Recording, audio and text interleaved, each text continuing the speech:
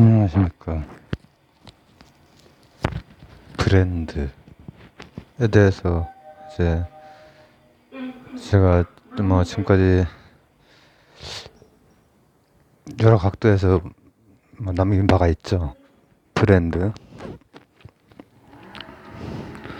그러면은 이제 뭐 경제 쪽이라든지 또 뭐가 있을까? 뭐 금융이라든지 아니면은 이런 문화라든지 이런 쪽 파트에서도 이제 브랜드를 생각해 볼 수가 있겠죠. 근데 야, 이상기후야 지금 이제 9월 하순인데도 아직 하순은 아니구나. 오늘이 9월 10 월요일입니다. 하여튼 근데도 아직도 우리 몸 때문에 식은땀이 많이 나서 그런 걸 수도 있는데 몸에 식은땀이 계속 나요. 실제로 온도도 더운 것 같아요. 이 내가 예보에서는 그래도 온도가 떨어진 걸로 나왔는데 실제로는 지금 떨어진 것 같지가 않거든요. 쓸데없는 소리 그만하고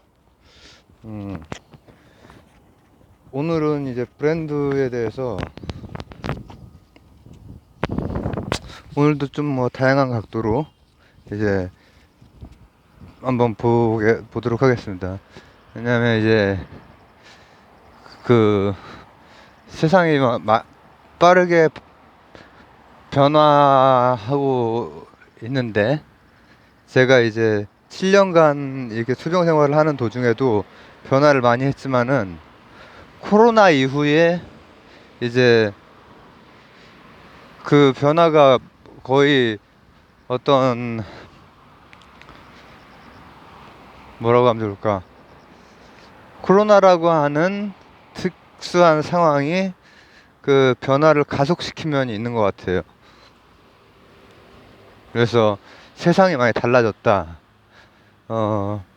그래서 저 같은 컴맹도 이 디지털 세상에서 그래도 일부의 저는 아날로그를 추구합니다.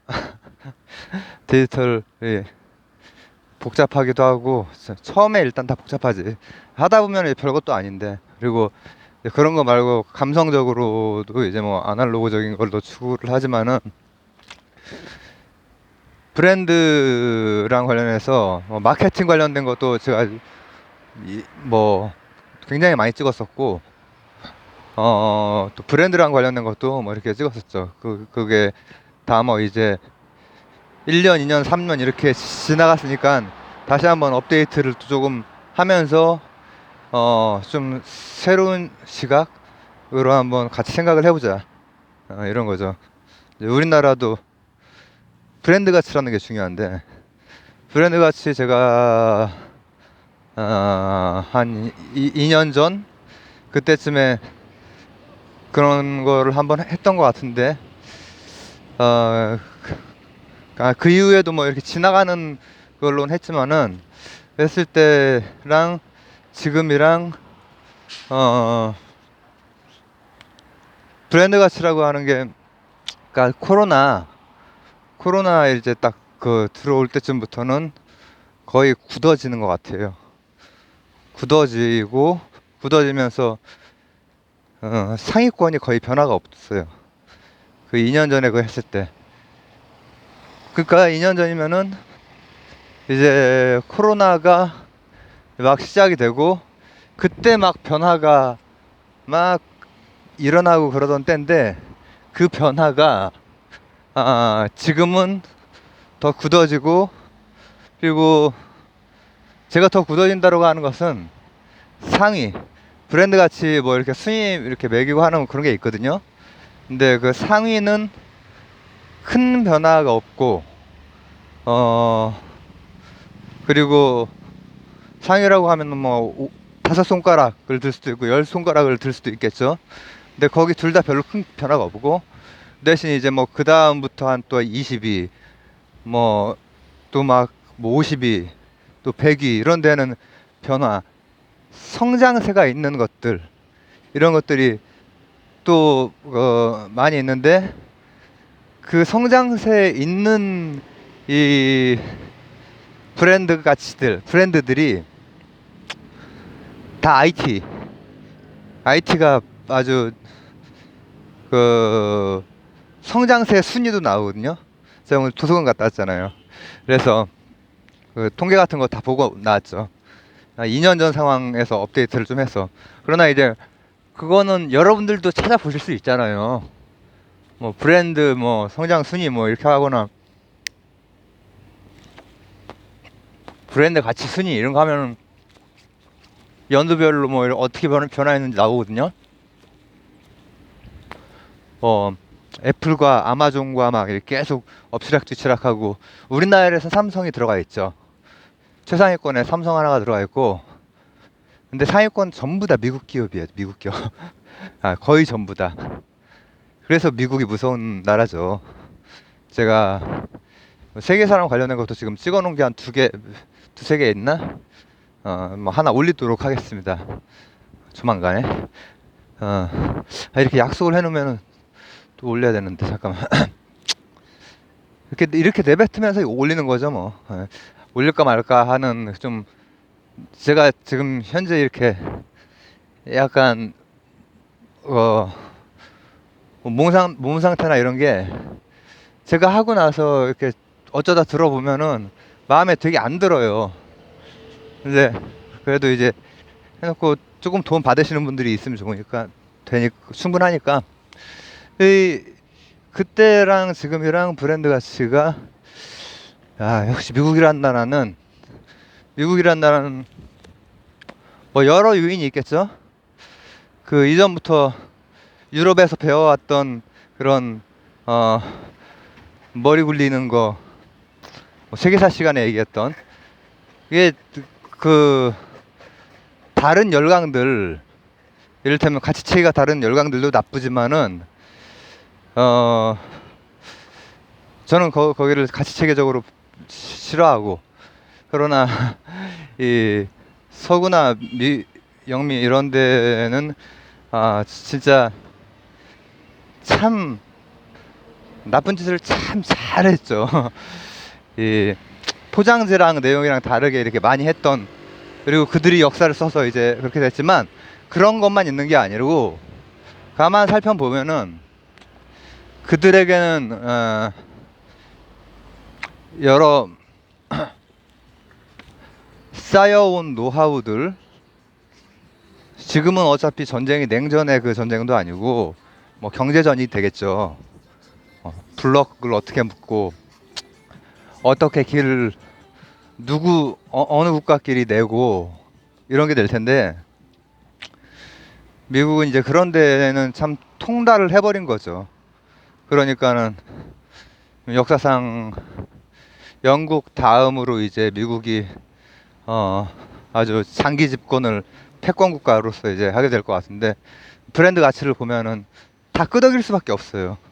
그러니까 그런 거는 이제 좀 인정해줄 그런 부분이 있는 것이, 거기가 체계가 자유로우니까 그런 거예요. 그래도 그 밑으로는 별의별 게 다 있고 또 불평등도 있고 뭐 다 하지만은, 그래도 내세우는 기치 거기에 따라가지는 못, 온전히 따라가지 못한다고 해도 자유롭고, 그리고 또 하나 제가 생각해 보는 건 뭐냐면은, 예전에 그 이희소 박사가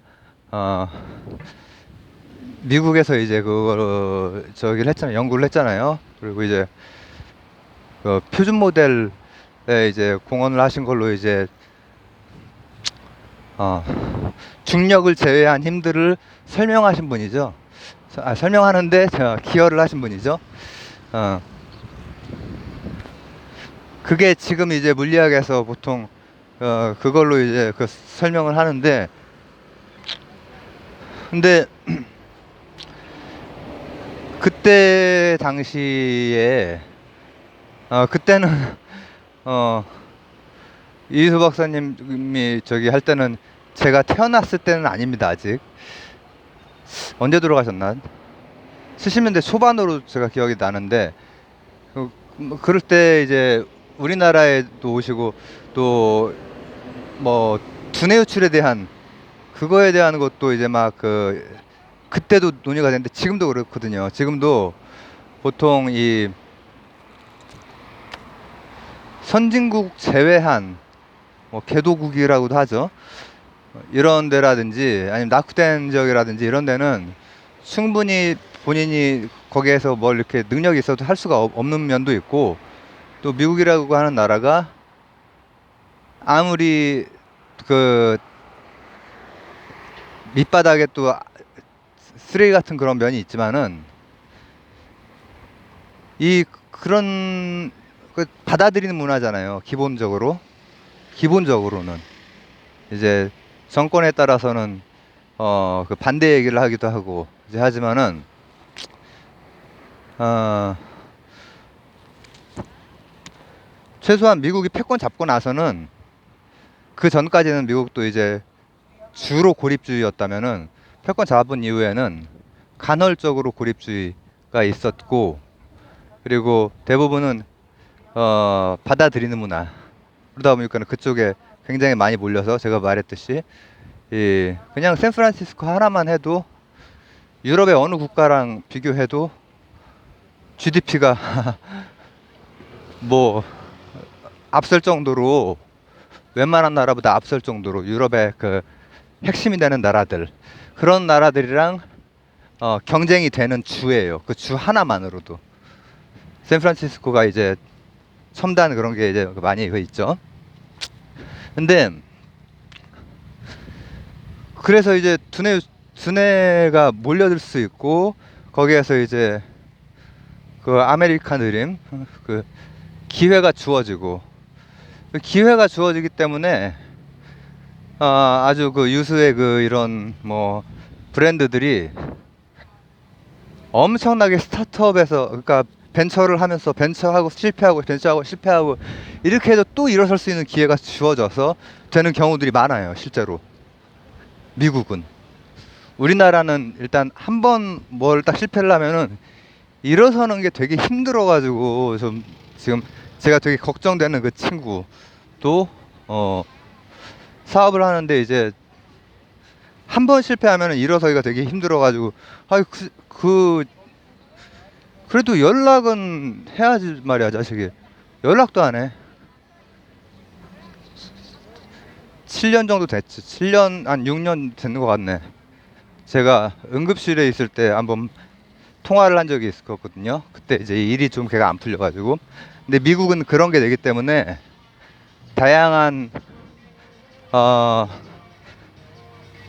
패권을 그냥 군사력이라든지 이런 거만 가지고는 사실 안 돼. 그래서 몽골이 군사력이 그때로서는 엄청난 군사력이죠. 제가 한번 찍은 적이 있는데, 징기스칸 말 활용법이라든지 아니면은 화살, 그리고 이 옷차림 이런 게, 그리고 눈도 되게 좋고, 그리고 이 아주 오래 전부터 이제 우리나라랑 역사 어떻게 되는지 모르겠네. 등자, 이 말 저기 발 페달이 아니라 발 고정을 시키는 거, 이런 거 동양에서는 일찍부터 했죠. 고대부터. 서양에서는 이제 그 이후에 하고, 그러니까 일찍부터 적응이 되어 있지. 우리는 저는 말 타본 적 없어. 말을 본 적은 있지만, 근데 무서워서 못 할 것 같은데 모르겠네. 요즘에는 진돗개 봐도 별로 무섭지 않기 때문에. 근데 아 더럽게 덥네. 이거를 지금 모자를 잠깐 벗으면은 막 이상하게 되어 있을 것 같아가지고. 근데 이제 그 브랜드라고 하는 게 브랜드 가치가 높은 데가 오늘날에는 실제로 뭐라고 하면 좋을까, 파워 있는 뭐 기업이 되는 거죠. 기업뿐 아니라 뭐 브랜드를 제가 좀 더 넓게 보면은 지금 한류 같은 것도, 한류 한식 이런 것도 브랜드가 될 수가 있겠죠. 브랜드라기보다 트렌드가 될 수 있겠네. 근데 보통 이제 브랜드는 그래도 기업에 이제 쓰는 거니까. 근데 제가 이제 조금 넓게 해석해서 한번 얘기를 해보려고 해요. 그래서 미국이 아주 거의 압도적이고, 그리고 이제 차상위권에는 중국이 확확 들어오고 있고, 중국은 중국도 IT가 이제 상당하니까, 우리나라는 삼성이 이제 거의 최상위권에 5위권에서 10위권 그 사이에는 삼성이 늘 들어가죠. 그러나 이제 뭐 애플, 아마존, 구글, 뭐 그리고 이제 뭐 예전부터 있던 뭐 맥도날드라든지 코카콜라, 뭐 있을까, 테슬라 같은 거 당연히 있을 거고, 이런 미국 게 엄청 많아요. 최상위권에서부터 쫙 오면은 다 미국 국기야 다. 그러다가 이제 가끔씩 우리나라 하나 들어가 있고, 뭐 프랑스는 그 루이비통 같은 그런 그 계열사 이렇게 되는 거. 우리나라로 치면 이제 뭐 갤럭시가 있고, 뭐 갤럭시 그 밑에 있는 게 뭐냐? 같이 있는, 하여튼 여러 가지가 있죠. 생각이 안 나. 로가디스라든지 뭐 이렇게 있는 거. 로가디스 막 또 나뉘고, 또 뭐 그때 밑에 그 아, 옷 안 산 지가 오래돼가지고 지금 갑자기 브랜드가 생각이 안 나네. 그렇게 되는 거죠. 젊은 층 브랜드들도 몇 개 있는데, 그리고 이제 그 젊은 층이면서 고가 브랜드도 있고, 저가 브랜드, 좀 중저가 브랜드도 있고. 삼성도 그렇게 한단 말이야. 내가 지금 어디를 간 거지? 갤럭시. 삼성 맞죠? 이제 거기가 제일 모직이니까. 뭐 LG도 마찬가지고. LG도 마찬가지로 다, 우리나라는 이제 그렇게 되어 있잖아요. 어떻게 역사적으로 이제 그렇게 되어 있죠. 일본도 정경유착이 그렇게 되어 있고, 우리나라도 그렇게 되어 있고. 근데 그게 프랑스라든지 이탈리아라든지 이런 유럽의 그 패션 이런 그런 거는 잘 만들고, 오래전부터 장인들이 이렇게 했고, 그리고 그래서 실제로 유럽에서 이제 프랑스의 그 패션 업계 이런 거는 뭐 엄청나요. 유럽 내에서는 엄청나요. 근데 이상하게 우리나라가 한류도 이렇게 되고, 또 한식도 되고 하면은 패션도 좀 이제 나가면 좋겠는데, 그런 게 잘 안 되죠. 한번 선점한 데가 브랜드 가치를 막 한 세기를 그냥 석권해버리고 그런 경우가 많죠. 롤스로이스 같은 거 그럴 거고, 그리고 뭐 벤츠도 그럴 거고, 또 그리고 지금 이제 막 하고 있는 애플이나 구글이나 뭐 테슬라나 이런 게 걔네들이 진입했기 때문에 이제 그 브랜드가 한 세기 가겠죠. 한 세기 동안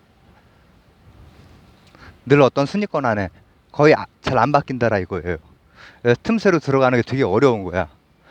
한류 같은 거는 되게 그 전략적으로 이제 잘 이렇게 한 거죠. 근데 지금까지가 이제 조금 이제 한 2년 동안 업데이트 된 거예요. 이게 코로나가 되면서 이제 디지털적으로 이거 되는 게 되게 많기 때문에, 그거랑 관련된 아마존 같은 데가 엄청나게 성장해버렸고, 아마존하고 그냥 책방, 저는 아마존 인터넷 책방, 예전 제가 이제 이런 거 익숙하지 않던 7년 이전 뭐 이렇게 생각을 하면, 근데 그게 아니라 별의별 걸 다, 거의 모든 걸 다 하는 거잖아요. 디지털적인 거를. 그리고 뭐 구글 뭐 검색하는데, 네이버 검색하는데, 제가 언제 한번 이런 적이 있어요. 그것도 이제 꽤 오래전 일인데, 그거는 한참 전이네. 사촌형이랑 이렇게 사촌형 그 형수님이랑 애기랑 너무 시시콜콜한 걸 말하나? 그 차를 타고 어디를 향해 가는데, 그리고 어디 뭐 누구 결혼식이었나? 하여튼 그래서 차를 타고 가는데, 어느 지역인가 큰 건물이 하나가 우뚝 솟아 있어가지고, 저게 뭐냐 그랬더니, 넌 네이버도 모르냐 그러더라고. 그래가지고 난 컴맹이니까, 네이버? 이게 좀 오래전 일이에요. 네이버?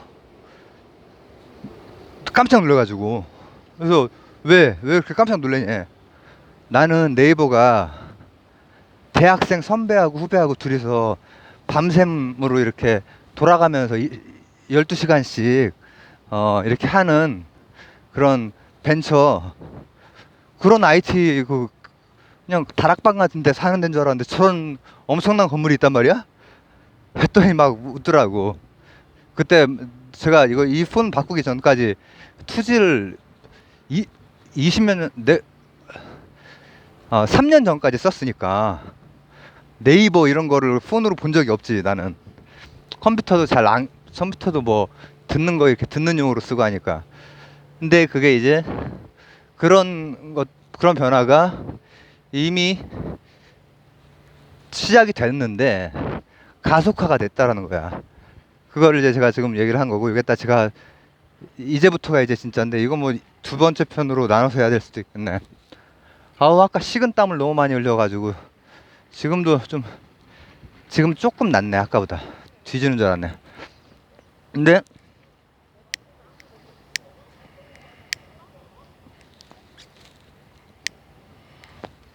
알기 전까지는 이제 그러다가 이제 지금은 네이버가 얼마나 큰 회사인 줄 알죠. 제가 잘 알고, 그리고 그 브랜드에 대해서 내가 인식하는 게 달라졌죠. 인식하는 게.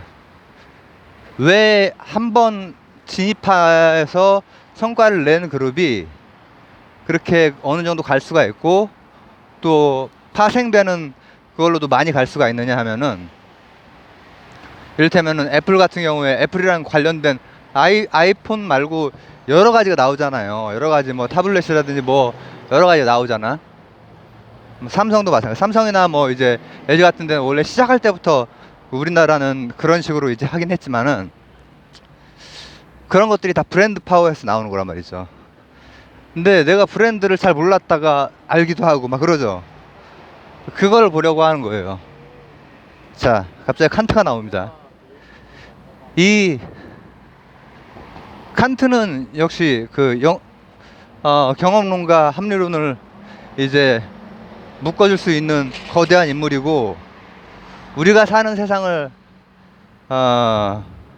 설명하거나 이제 뭐 살아가는데 이제 굉장히 도움이 되는 인간 중심 구성주의. 패션에서도 칸트 얘기했는데, 그러게. 그리고 뭐 이를테면 철학적으로 아주 복잡한 문제인 실제론 같은 경우에도 그냥 소박한 실제론, 버트란드 러셀의 이런 게 요 세상에서 우리가 살아갈 때 기본적으로 이제 기본적인 세팅으로 거기서부터 이제 출발을 하는 거죠. 출발을 하는데, 감성과 오성, 그 차이에서부터 브랜드에 대해서 한번 얘기를 해볼 거예요. 감성은 우리 지금 편으로 하면은 그냥 감각이에요. 감각. 오감이 기본이죠. 육감까지 있을 수도 있지만 오감, 육감 같은 게 있는 것 같기도 하거든. 찾아보면 엉뚱한 얘기는 하지 말자. 나중에 언젠가 뭐 편안하게 누워서 주절주절 얘기할 기회가 될 때, 제 고등학교 교사하는 그 친구가 초등학교 때 교통사고를 당했는데, 그때 어머니가 이렇게 지나가는데 어떤 아주머니들이, 아이고 어떤 애가 지금 차에 치여가지고 죽었대 얘기를 듣자마자 내 친구 엄마가 바로 병원으로 달려갔대. 이거 내 아들이다. 이런 게 육감이겠죠. 근데 오랫동안 그거 해가지고 살아났죠. 살아났는데 지금도 건강에 문제가 꽤 많이 있죠. 갑상선도 있고, 이 말초신경에도 문제가 있고, 아들내미도 또 아프고 해서 저도 아프고, 아이고 사는 게 다 아픈 건가. 근데 그 감각이 이제 감성이라면, 오성은 이제 한번 처리된 거거든요. 우리가 한 번은 이렇게 처리한 거를 오성이라고 해요. 근데 이제 칸트의 입장에서는 그거를 했던 이유가 인간이 비슷한 틀로 받아들이고 또 어느 정도 끄덕일 수 있는 방식으로 처리한다. 이걸로 이제 코페르니쿠스적인 자칭 그걸 한 거예요. 그래서 패션 할 때 제가 그 얘기를 했잖아요. 패션도 실제로 그렇잖아. 인간이 이제 패션에서도 어 패션에서도 인간이 거의 다 주관적인 그런 미적 감수성이겠지만은 그 주관적인 것들이 많이 다르지 않단 말이죠. 인간이라고 하는 틀이. 물 자체가 중요한 게 아니야. 그죠? 받아들이는 거. 그게 중요한 거야. 근데 브랜드에서도 비슷해요. 브랜드도 그거랑 비슷한데 인간이 받아들이는 걸 중심으로 어떻게 지각하느냐. 그러니까 감각이 있고 지각이 있는 거야. 감각은 이를테면은 엘리베이터에 타면은 그 광고 같은 거 있잖아요. 그리고 이런 데도 광고가 있고 뭐 어디 지금 뭐 따로 보이는 광고는 없네. 근데 이런 뭐 간판 같은 것도 다 광고지. 근데 이제 TV 같은 데나 이런 유기에서도 광고 나오죠. 광고를 뭐 건너뛰고 싶으세요? 네 하는 거 다 나오는데 죄송합니다. 그런 것은 우리가 감각으로 이제 받아들이는 거고 그 다음에 그거에 대해서 나이키가 막 계속 나와 광고가. 나이키는 이미 그 브랜드에 그 저기 정착을 한 데긴 하지만은 나이키를 만약에 처음 봤다고 쳐봐. 저스트 있다고 싹 진짜 멋있는 그 브랜드의 그 상징 싹 율동감 넘치는. 근데 이제 그런 것이 감각이라면 거기에서 지각으로 되는 데는 야 에어조던이 나이키 맞나? 잠깐만 헷갈리네. 이제 지각으로 되는 데는 그거에 대한 내 안에서의 처리가 한번 일어나는 거야. 그러면 조던이 한창 막 그 운동 막 진짜 천재처럼 하던 그 시기에 뭐 애들이 이제 에어조던 같은 거 이제 그 샀단 말이죠. 그 나이키가 아닌가? 에어조던이? 아니 제가 지금 말하려고 하는 것은 그건 검색을 안 해봤네. 에어조던이 나이키라고 그냥 일단 쳐볼게요. 그러면은 그 브랜드하고 그 브랜드의 그 광고 모델하고 그 조던이 영웅이잖아요. 전 농구를 잘 안 해봐서 모르긴 하지만은 그 막 예전에 그걸 막 틀어주더라고. 고등학교 때 수능 끝나고였나? 각 NBA 우리나라도 그때 농구가 되게 인기가 많았어요. 그때 스타 이 선수들이 많았고 클램덩크 같은 것도 그때 있었고 그래서 NBA에 막 그 여러 영웅들을 이제 문제 치지 말라고 사고 치지 말라고 수능 끝난 다음에 그런 거 틀어주고 그랬었거든요. 그때 비디오 시대니까는 비디오가 텔레비전이 있었어. 저 교실 저 위쪽에 사각지대가 아니라 저 모서리 부분에 큰 텔레비전이 있어가지고 비디오 중학교 때는 비디오를 많이 틀어줬고 비디오로 이제 그 키아누 리브스도 그때 내가 봤네. 근데 그렇게 하면서 결합되면서 그거에 대한 브랜드에 대한 뭐라고 하면 좋을까? 지각이 생기는 거예요. 지각. 제가 지금 이제 접근하는 것은 그런 철학적인 것이자 또 이 신경과학적인 것. 신경과학적으로 지각이 생기는 방식, 그 어떤 역치에 대한 것, 그리고 어떤 방식으로 해야 계속 똑같은 방식으로 밋밋하게 오면은 안 들어오거든요. 안 들어오는데 뭔가 새로운 걸로 싹 안에 스며들게 하는 것들이 이제 마케팅하는 사람들이 브랜드를 가지고 이제 잘 하는 사람들, 미국 그 기업이라든지 우리나라에 잘하는 기업들 이 쓰는 방법이죠.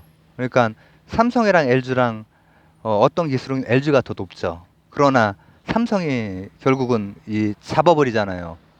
그런 것은 이것도 이거 저기 되는 거 아니겠 모르겠네. 차단까지는 안 되더라고 기업 얘기는. 그냥 노란 딱지 같은 거는 이제 좀 그 붙기도 하는데 노란 딱지는 뭐 그냥 뭐 큰 상관은 없죠. 차단되면은 여러분들에게 전달이 안 되고 노란 딱지는 전달은 돼요. 그냥 광고를 붙일 수 없는 거거든요. 근데 저는 뭐 광고를 붙여봤자 처음에 내가 이거 되고 나서 하루에 1,000원 정도씩 그게 됐어요. 처음에 며칠 얼마 동안. 근데 생각을 해보니까 그때 당시에 슈퍼 뭐 이런 거 있잖아요. 그런 것 때문에 그런 거였어. 지금은 이제 다시 100원. 내가 이상했지. 그래서 내가 옛날에 뭐 한 2년 전 뭐 그때 그 됐을 때 하루에 100원 정도 이렇게 들어왔는데 갑자기 1,000원이 들어와가지고. 근데 이번엔 제가 슈퍼 뭐 이런 거 뭐 스티커 이런 거를 저번에 안 열었는데 이번에 연다고 했거든요. 그래서 열어가지고 그거 이렇게 하고, 그리고 그 계좌 후원 해주신 분들도 또 여러 계세요. 너무 감사하게 생각드리고 이 자리를 빌어 예, 인사드립니다. 아, 잠깐만 내가 뭐 하다가 지금 이렇게 그래서 신경과학적으로도 활용을 해서 뉴런을 거기에는 별의별 기업에는 이 마케팅 하는 데는 별의별 전문가들이 다 들어가는 거야. 그러니까 뉴런이 어떤 식으로 착각하느냐 이걸 가지고 광고를 하는 거예요. 사실 뉴런이 어떤 식으로 착각하느냐에 따라서 이 지금 패션도 채도 대비, 명도 대비, 막 이런 그런 대비들 있죠. 이런 것들이 다 착각이잖아요. 이렇게 놓인 것 중에서 뭐 어떤 게 제일 길게 보이고 이런 거 다 착각이잖아요. 어떤 거는 어느 배경에 놓이면은 조그맣게 보이고 어느 거에는 크게 보이고 착각이잖아요. 그래서 그 착각을 통해서 내 체형의 단점을 가리고 장점을 살릴 수 있게 입을 수가 있는 거잖아요.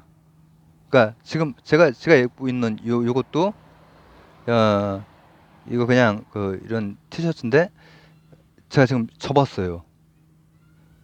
내 그 이런 데 가리면 답답해지고 이렇게 하면 딱 나한테 몸에 맞고 이렇게 하면은 오히려 그 덜 슬림해 보이거든요.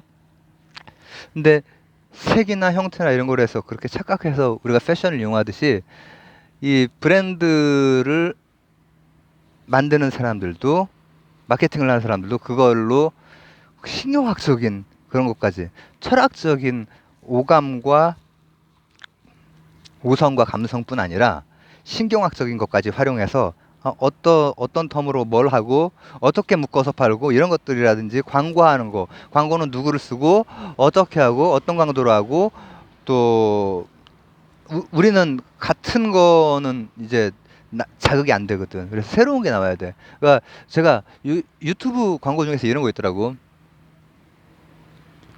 어쩌고 저쩌고 있습니다. 어쩌고 저쩌고 없습니다. 합니다. 뭐 이런 거 있죠. 그 폴라포였나? 거기에서 나오고 비슷한 게 막 몇 개가 나와. 근데 처음에 나왔을 때 되게 쏙쏙 들어오더라고. 그런 게 있죠. 짜라짜라짜짜짜 바게티, 그리고 짜짜로니, 그 이경규가 짜짜로니를 왜 그렇게 한 줄 아세요? 다른 대사라든지 뭐 여러 가지 그런 게 없이 사투리 때문에 그냥 자연스럽게도 표준말스럽게 안 되니까는 자연스럽게 자짜로니 이상한 중국말 비슷하게 이제 그렇게 했다고 하더라고요. 이제 이런 것들이 다 현대로 오면서 디지털 세상이 오면서 브랜드의 가치라고 하는 게 더 중요해지면서 다 쓰이는 거예요. 신경과학적인 그런 것까지 해서 속이는 거예요. 우리를 속이는 게 패션이듯이. 그러나 우리는 이제 이걸 가지고 잘 우리를 뭐라고 하면 좋을까 보일 수 있죠.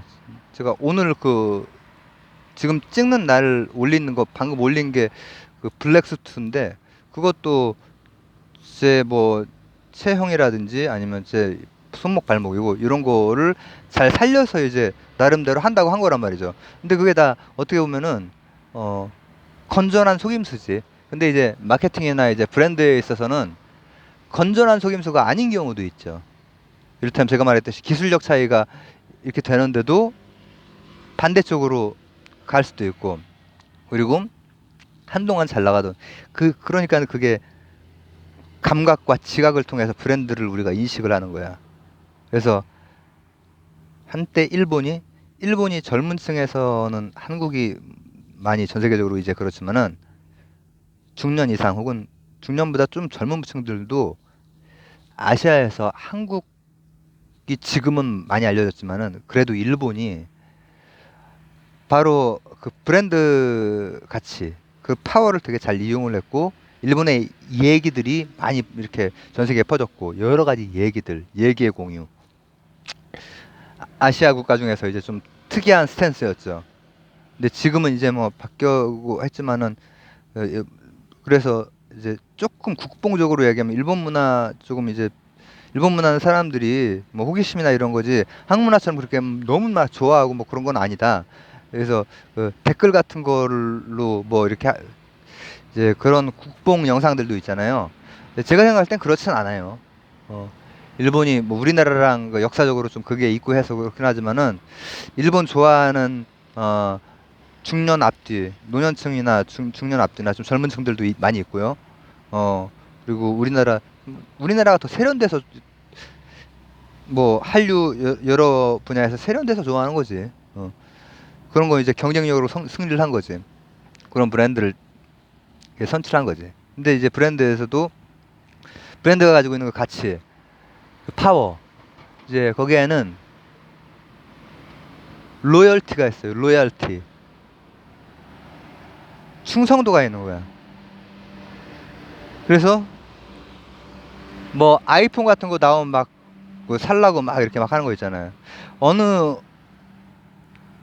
어느 브랜드에서 무언가가 나올 때 밤새서 막 이렇게 사는 거 있잖아요. 그죠? 그리고 어느 브랜드 이제 뭐 브랜드 그런 기업의 브랜드는 아니지만은 어느 한류 스타가 어디에서 공연을 하면은 밤새서 막 바로 예매 뭐 그거 되고 막 밤새 줄 기다리고 이런 것들이 바로 충성심이지. 근데 그렇게 되면은 어떤 것까지 가능하냐면은 브랜드 그 레버리지까지 하나의 그 브랜드를 중심으로 해서 아이폰 말고 아이패드, 아이로 시작되는 여러 가지들 이런 것들이 아이폰에 대한 만족도가 탁 이제 생기면은 그런 것들에도 다 우리의 그 감각과 지각으로 한번 일단 형성이 되면은 감각까지도 속여요. 감각까지도 속여서 자신이 일단 충성심이 생긴 곳에는 왜곡이 되는 거예요. 왜곡이 돼. 왜곡이 되도록 노력을 하고 기업에서는 기술력 차이가 이쪽이 더 앞섰는데 이쪽에서 가져가 버릴 수 있고, 그리고 이제 그런 것들은 대부분 이제 지금 현대 최근 또 코로나 이때는 더 디지털화되고 더 소프트 파워가 이제 그 지배하는 그런 세상이 되는 거죠. 그래서